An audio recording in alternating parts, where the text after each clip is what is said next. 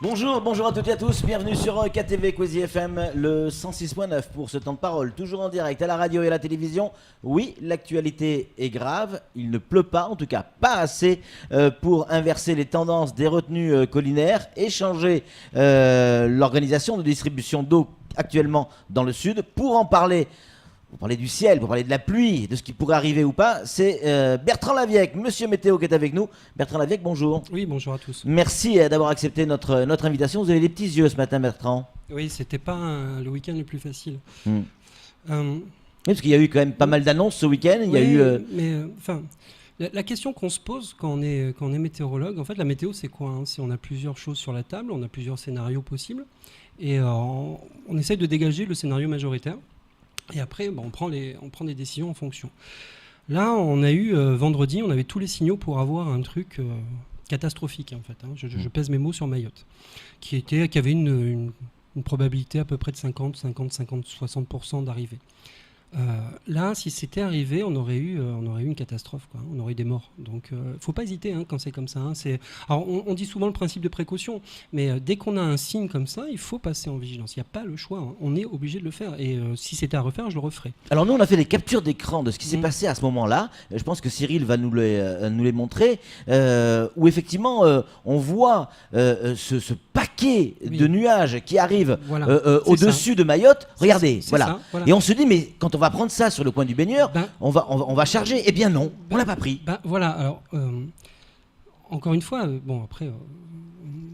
clairement, moi j'ai fait le choix de changer, j'ai fait le choix de mettre la vigilance des vendredis soirs pour toucher un maximum de personnes qui étaient encore en travail. Parce qu'on aurait pu très bien la mettre que samedi matin, mais j'ai fait ce choix-là. Je regrette pas, encore une fois. J'ai fait le choix aussi samedi matin de l'enlever parce que quand on est en vigilance, il y a beaucoup de choses qui se mettent en place. Les forces publiques, les gendarmes, les policiers, le CHM, je crois qu'ils ont une unité. Enfin voilà, il y a plein de choses qui se mettent en place. Quand le risque est écarté, ça ne servait plus à rien. Par contre, on avait précisé qu'on attendait encore des pluies. Des pluies qui pouvaient être localement fortes. C'est ce qu'on a eu. On a eu des pluies qui ne méritaient pas une vigilance parce que c'est sûr que quand on est dessous, on croit qu'il y a beaucoup de pluies qui tombent. Mais en fait, quand on regarde froidement les chiffres, on a eu au plus, c'était Mamoudzou, et on a eu un peu moins de 30 mm. Pour vous donner un ordre d'idée, et on va y reparler sûrement, mais pour la retenue collinaire, pour qu'elle commence à remonter, il faut 60 mm en une journée. Là, on ne les a pas. Commence à remonter. Alors, elle va remonter un tout petit peu. C'est-à-dire que s'il y a tout ce qui tombe, c'est bon à prendre. Mais pour qu'elle remonte de manière significative, pour qu'elle commence à s'amorcer, à remonter, il faut en gros 60 mm. Et ce qui tombe à Mamoudzou, ça ne fait pas remonter la retenue du combat. Non, mais par contre, il y a d'autres choses. C'est-à-dire que tout ce qui tombe en dehors des retenues collinaires, ça fait gonfler les cours d'eau. Et la SMAE récupère de l'eau par captage, quoi. C'est-à-dire sur les cours d'eau. Et c'est ça de moins qu'elle prend sur les retenues collinaires. Donc, c'est toujours un peu bénéfique. Mais en gros, les pluies de ce week-end n'ont pas eu d'impact à moyen terme et à long terme sur la sécheresse. Alors, clairement, Bertrand Laviec, quand on regarde votre bulletin météo ce matin, on nous annonce de la pluie pour ce matin, pour ce soir, cette nuit. C'est ça. Est-ce que cette pluie qui arrive est de nature à faire changer le cours des choses? Non, on attend une ligne, on le voit très bien avec les images satellites, on attend une ligne qui va arriver entre 10h et 1h, ça dépend où on est sur le département. Mais ça va donner des pluies parfois violentes, mais comme samedi, en fait, rien de plus, rien de moins.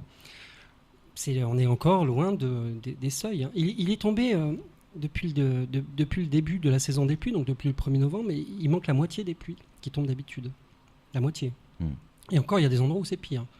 Donc voilà, c'est ça. C'est une saison qui est humide et qui est très sèche, quoi. Ouais. Samuel Bocher, le rédacteur en chef de France Mayotte Matin. Une question à vous poser, Bertrand Laviec. Alors, je vous ai eu au téléphone avant le week-end et avant le déclenchement de la vigilance. Vous prévoyez à l'époque 300 à 400 mm pour lundi, mardi, avec des vents pouvant atteindre en rafale 110 km/h. 140 même dans les scénarios les plus Qu'est-ce qui s'est passé? Il y a eu un coup de frein à main de la météo, quoi? Disons qu'il y avait une probabilité qui était franchement ridicule, puisque c'était inférieur à 5%, que cette masse aille plutôt vers Madagascar. C'est ce qu'elle a fait. Bon, après, c'était pas le bon jour pour jouer au loto, en rigolant, mais voilà. J'ai un sentiment ambivalent là-dessus. C'est que c'est plutôt une bonne nouvelle, parce que 300-400 mm en 2 jours, on aurait eu clairement des dégâts, et je pense qu'on aurait eu des morts. C'est quand même une mauvaise nouvelle aussi, parce que il nous faut de l'eau. Il nous faut de l'eau. Ouais. Flo, une réaction? Oui, moi justement, enfin, ça va un peu dans le sens de la question de Sam. Je suis pas bon en géographie, mais encore moins en météo. Non, mais c'est clair. La masse, quand on la voit, elle est plus large que le canal du Mozambique. Oui. Comment elle peut éviter Mayotte? Chaque fois, on a des épisodes météo. On avait des images tout à l'heure où on a vraiment un halo autour de Mayotte. On a l'impression qu'il y a je sais pas, des bulles de méthane qui sortent, qui nous... Non, enfin, ce qu'il faut voir, c'est que ce qu'on voit sur l'image satellite, toute la masse blanche là qu'on voit, c'est pas quelque chose où il y a de la pluie. Ouais. Ce qui compte, c'est là où vous voyez les petites aspérités. Vous voyez voilà, c'est ça qui émet. C'est là où il y a les zones de pluie. Donc vous voyez, c'est quand même proche de nous. Et ça ne nous touche pas. Mais oui, c'est incroyable. Alors, c'est souvent, c'est ça, on parle souvent du doigt de Dieu. Non, mais ça arrive. Par contre, aujourd'hui, on va avoir encore une fois un peu de pluie. Ce qu'il faut penser, c'est pas...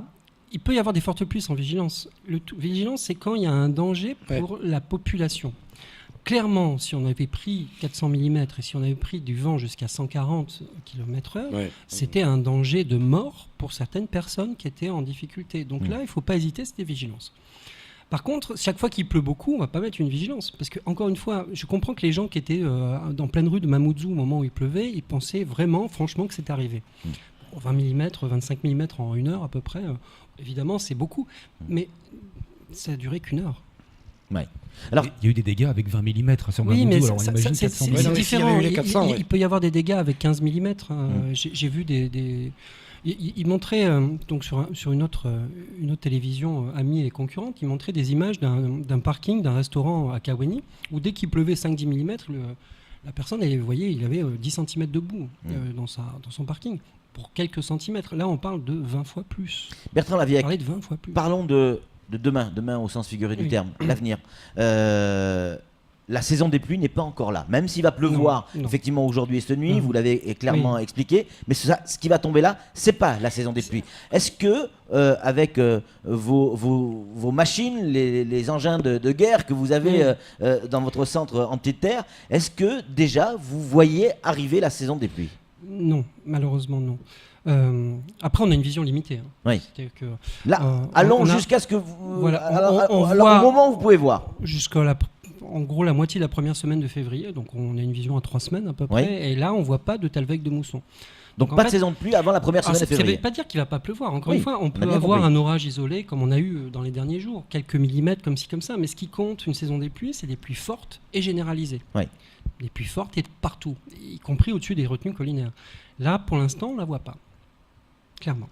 C'est quand même inquiétant parce que quand on voit ce qui se passe dans le sud, Bertrand, aujourd'hui, où sur 3 jours, il y a pendant 2 jours, certains villages n'ont pas d'eau, ça ne pourra pas durer comme les impôts, l'histoire. L'eau, c'est vraiment un enjeu. J'en parle depuis quelques temps déjà. Ouais. Fin du mois d'août, déjà, vous étiez inquiet. L'eau, pour une île comme Mayotte, c'est vraiment l'enjeu. L'enjeu, clairement. Il faut vraiment l'économiser, il faut faire attention, il faut faire plein de choses. Il faut vraiment avoir un rapport peut-être... Alors c'est aussi, c'est peut-être dur à dire, mais c'est aussi un moment peut-être à faire l'éducation de nos enfants là-dessus. C'est dans un moment un peu tendu comme ça, c'est leur montrer, il faut avoir vraiment un autre rapport à l'eau. J'ai vu encore, je me suis baladé ce week-end, j'ai vu encore des gens qui lavaient leur voiture. J'en ai vu.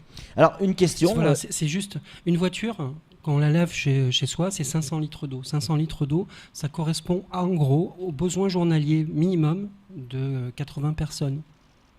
Et oui. C'est ça, en fait, c'est ça. Ouais. C'est-à-dire qu'avec 500 litres d'eau, pendant qu'on lave sa voiture, ça fait 80 jours pour une personne pour boire et pour avoir un minimum d'hygiène corporelle, puisqu'il faut en gros 7-8 litres, je crois, d'après nos collègues de l'ARS. Voilà, c'est ça en fait l'enjeu, c'est avoir un rapport différent à l'eau. Là, encore une fois, il va pleuvoir. On n'est pas à l'abri d'avoir un peu de chance et d'avoir un peu une pluie forte sur les retenues collinaires juste dessus. Mais pour l'instant, voilà.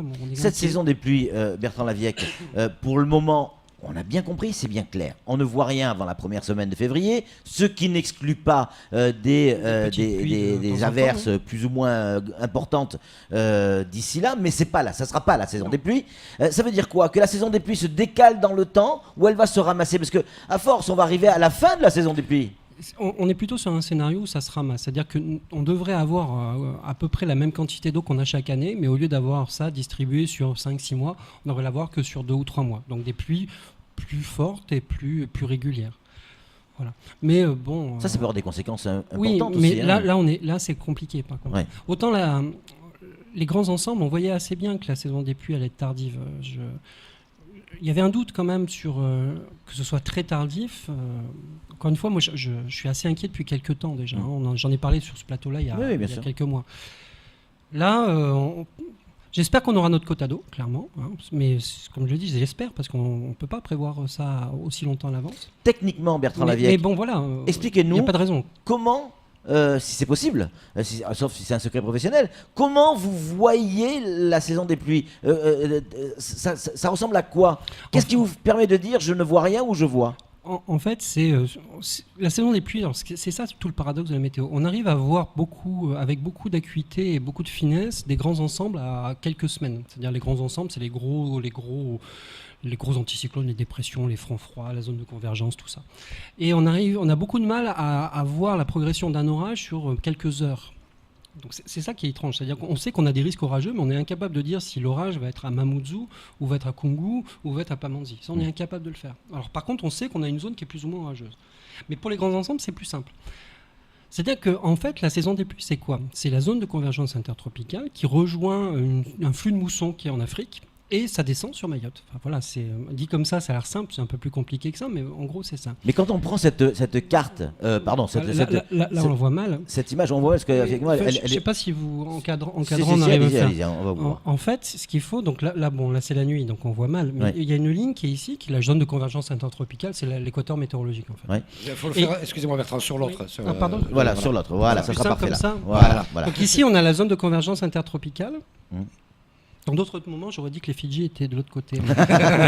Et ici, on devrait avoir une ligne qui se forme, qui serait le flux de mousson. Et ça, vous le voyez, c'est quoi? C'est des nuages? J'ai dit qu'ils devraient se former. Oui, mais normalement, s'ils étaient là. Oui, c'est des lignes de nuages. Après, avec une image satellite, ce que tout le monde peut regarder chez lui, sur Internet, on voit des lignes de nuages. Nous, on a d'autres moyens, ou en regardant un petit peu des vents. Enfin bon, je vous laisse les détails. Et il faut que les deux lignes se rejoignent. Et après, il y a une sorte de forçage qui descend sur Mayotte. D'accord.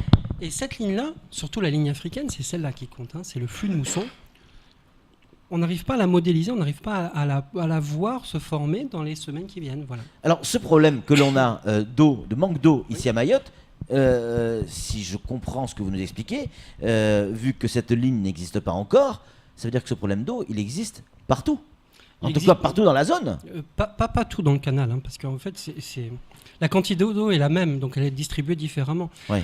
En fait, ça vient, j'en avais parlé déjà sur ce plateau, c'est une différence de température de l'eau de mer entre les eaux du côté de l'Australie et les eaux du côté du canal du Mozambique, qui sont différentes d'habitude. C'est-à-dire que ça force toutes les routes différemment. C'est-à-dire qu'en gros... Dans le micro, Bertrand. Oui. Ouais. C'est comme si... parce que je suis du sud de la métropole, donc je parle avec les mains. Donc j'ai un peu de mal avec ça. Donc en fait, toutes les routes sont différentes. Et comme les routes sont différentes, les endroits où il pleut pas beaucoup d'habitude, il pleut beaucoup. En Australie, ils ont beaucoup d'inondations en ce moment, alors que normalement, c'est une saison sèche. Ouais.